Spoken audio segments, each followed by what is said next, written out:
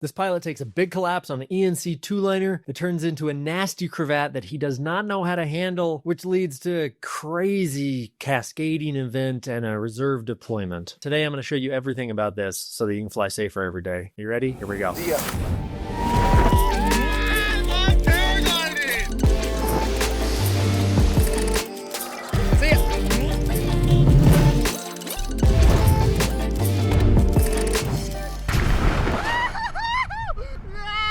What's up, everybody? Welcome back to the channel. Stoked you're here. This is Airy in the Air. I break down collapses here on YouTube because how a pilot responds when shit hits the fan reveals everything about their development, which is the same principle behind the Paragliding men's group, where 50 men from 15 countries have stopped blaming circumstances and started taking radical responsibility for their outcomes. The skills that keep you alive in these critical moments flying are the same skills that you need to create extraordinary relationships. So if you're a husband and a father and you paraglide and you really give a shit and you want to show up for your children and your wife in the most formidable way possible, apply for the Paragliding men's group. There's nowhere else in the world that you're going to get this kind of guidance with fellow pilots. Links in the description. Get on to today's video here. So, as always, we'll watch it one time through here, then we'll break it down. Okay, he's flying along, and big collapse.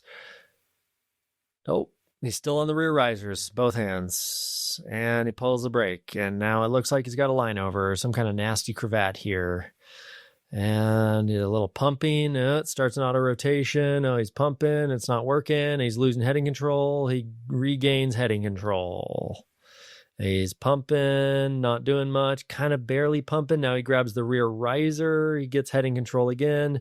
A little bit of pump with the brake again. It's starting to turn the glider. It's not working, so he grabs the rear riser again. Back onto the rear riser, grabs it, stalls it. Perfect heli. Oh God, heli. And now he's 720.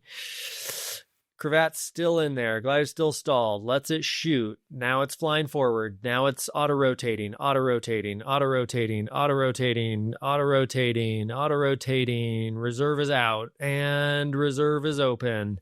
And he's going to pull in the glider. Holy shit.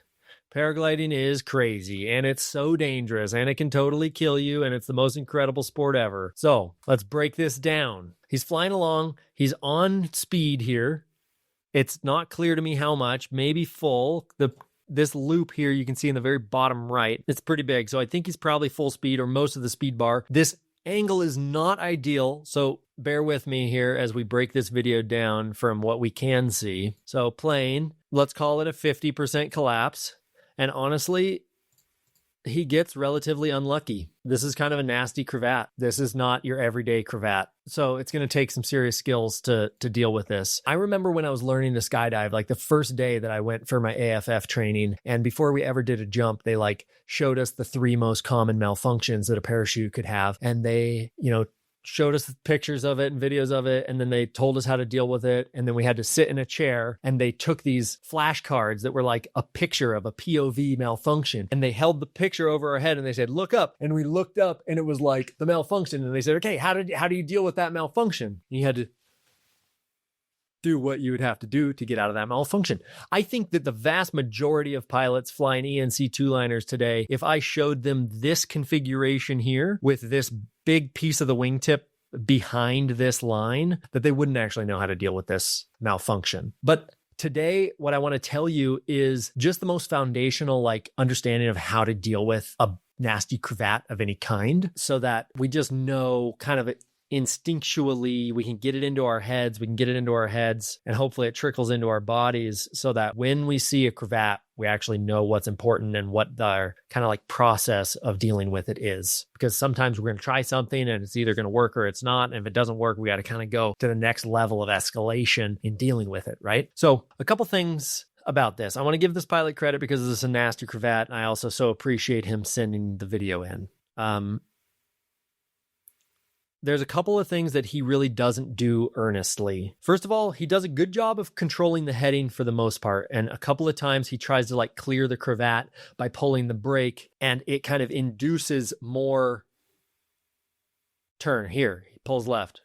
Okay. Sorry, let's go back here. I'm just going to go back, and I'm going to walk you through what he should be doing. Okay. Collapse, it cravats. Okay. First things first, Don't let the glider turn you. Don't let the glider turn you. Don't let the glider turn you. First things first, get on the flying side with your weight, pull the flying side brake so that you can establish heading control, make the glider fly straight. If you look at this video, he's really high off the ground here. And so my intuition is that he had between 10 and 15 minutes of flight time left if he only had half a glider. So he had a long time to figure it out. A really important thing about controlling the heading is that you really just prove to yourself that the glider is flying. And you're like, okay, I'm flying. I'm still flying. Like, it's fucked up, but I'm still flying. So that allows you to calm down, because as you're going to see, panic sets in. And at some point when he can't clear the cravat, panic sets in, and then he escalates out of his skill set and he kind of blows it. So control the heading of the glider, take a big deep breath if you can control the heading, because you have time. Okay, let's watch more of what he does here.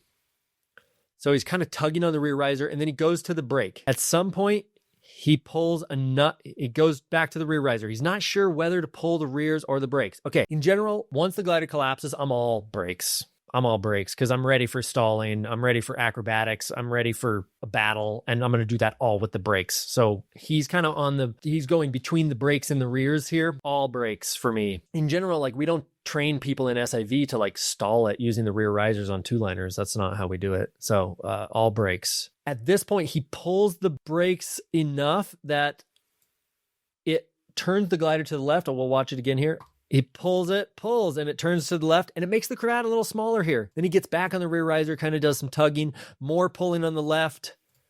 Okay, and you see that now the glider's like almost nose down. He's lost heading control. So what does he do? He regains heading control, weight shift right, right brake, weight shift right. Okay, now he goes back to it. More brake, now more rear. Okay, so here's the thing. First things first, control the heading. Second, you're going to use that brake that you have already in your hand. You're not going to try to grab the stabilo or anything. You're just going to take the brake, and you're going to, once you have controlled the heading, then you're going to go from hand totally up on the cravated side to ringing the bell, pushing it as far down and as fast as you can, letting it up immediately. Okay. This might spin the glider, right? Which you need to be trained for, especially you're flying a two-liner. It's like you should have practiced lots of spins in your life and know what that feels like, know what that looks like, and know how to recover. Okay. Stab that thing, because I'm not sure. This might have come out with a spin. You might have been able to spin this cravat out, or maybe your first spin, it cleared part of it, and then you needed another spin to clear more of it. But never lose heading control. And the second thing that you're going to try is you're going to try to spin it out.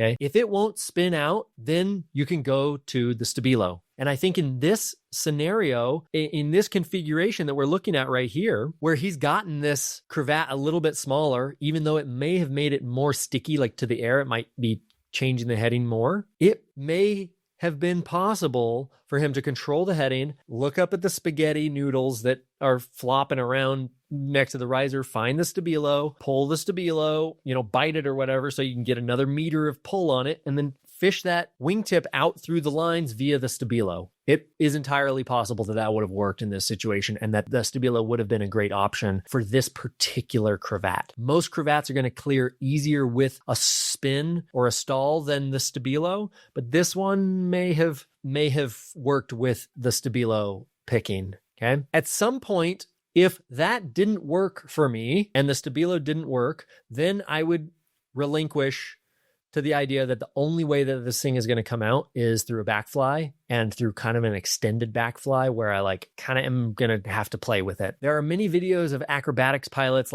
doing debag deployments out of helicopters where the rotor wash opens the glider in just a disgusting configuration. And the acro pilot's like, what, am I going to throw my reserve here? Why would I do that? And he just fights it and fights it and fights it and fights it for so long, just fighting it through various backfly to let it fly, to backfly to let it fly, just trying to clear the cravat because he knows he can stall it. He's comfortable with the altitude. He's comfortable with the reserve system. So in this instance, it was a scary collapse. It's a nasty cravat, and it can be really scary. And honestly, I think this pilot had more skills and more time than he demonstrated in this video, because what happens next is he becomes frantic, and because the thing is not clearing, he kind of panics. And what does he do? He grabs the rear riser, he grabs the rear, he stalls the glider, and now he enters into this helicopter configuration that he doesn't know how to handle, and he's totally freaked out, and then he lets it shoot, and then he lets it auto rotate, and it's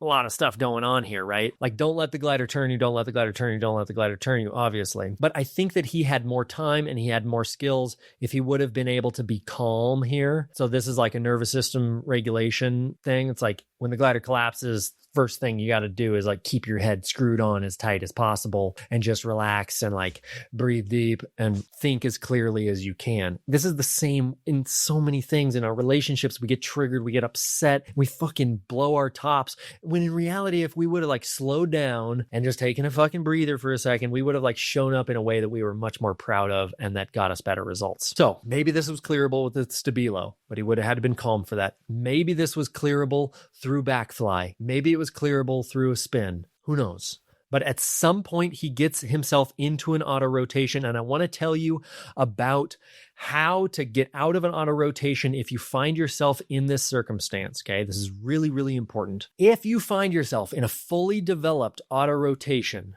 as he is here, let's wait here. Okay, watch.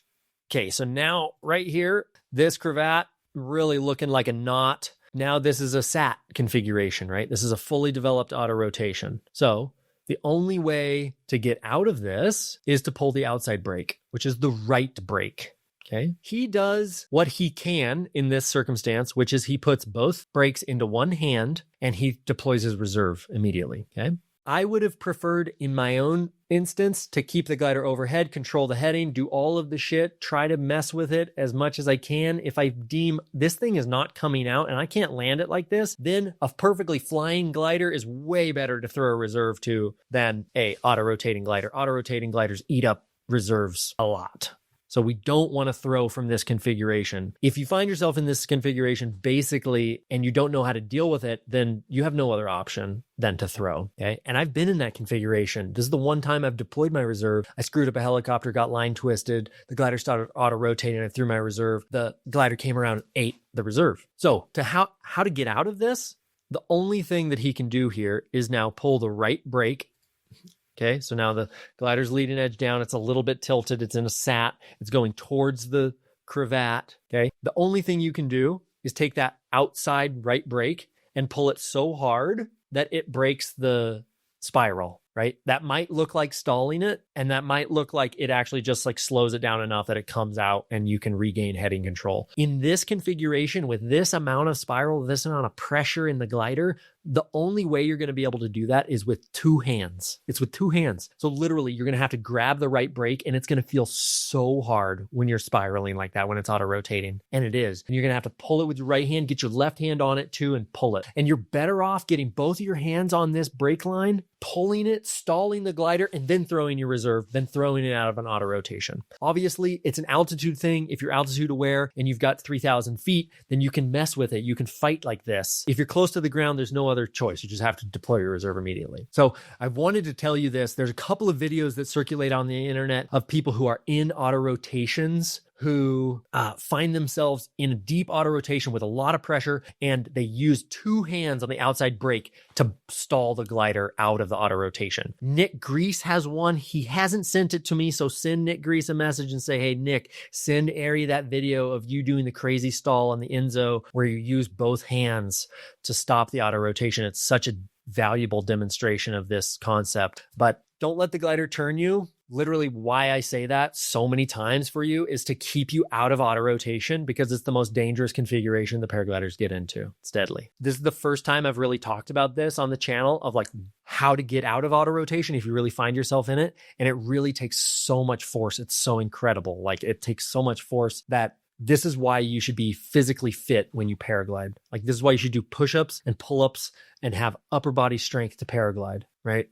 If you think that it's just a drive to launch old man sport, it's like, man, when shit hits the fan, you need physical strength, you need a regulated nervous system, you need a strong body, clear mind. So I'm so grateful for this pilot sending us this video, and I'm so glad that the reserve opened as well as it did. He landed in a short tree. The glider and the reserve were hardly damaged at all. He put a couple patches on it. He flew the rest of the comp, and I think that he learned a lot from this experience. I hope that my analysis is useful for him and for everyone else. I want you guys to fly safe, stay alive long enough to find what's really important to you. If you are a husband and a father and you really give a shit about how you show up for your family, that's what we do in the Paragliding Men's Group. I'm here to support you. There's no one else in the world who has a paragliding men's group.